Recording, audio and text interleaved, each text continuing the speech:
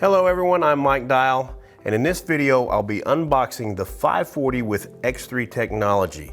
And the reason we're doing this is to make sure that you're aware of all of the components that are going to be included in the box and you don't accidentally lose anything.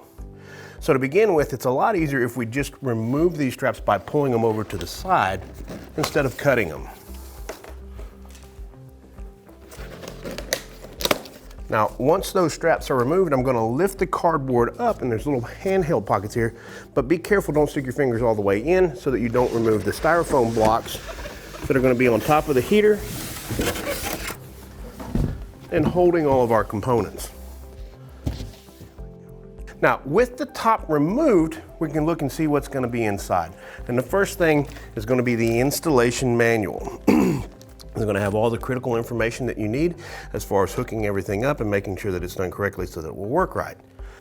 There's also going to be some loose fill material, and so in this other envelope we're going to have our termination screens. These will install in the vent terminations outside to prevent rodents or birds from getting into the vent system.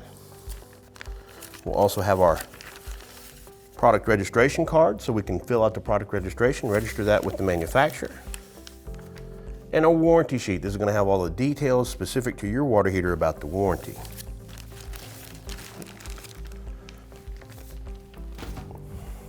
Underneath the paperwork is our X3 scale prevention technology cartridge, and I actually have one that's unwrapped right here to show you. And this is what it looks like. This is going to connect into the housing on the bottom of the water heater. There is a key here, so you're always going to be sure that you've installed it in the correct position. It won't let you install it backwards. And it's hard to see here, but there are some symbols, a lock and an unlock symbol, that are on the cartridge that will line up with an installation arrow that's on the housing underneath. One final component that is inside the top of the box is our pressure relief valve, and this is going to be required by codes. This is just going to install right into our hot water outlet. Now, with all of these components located and set aside, go ahead and remove these styrofoam pieces.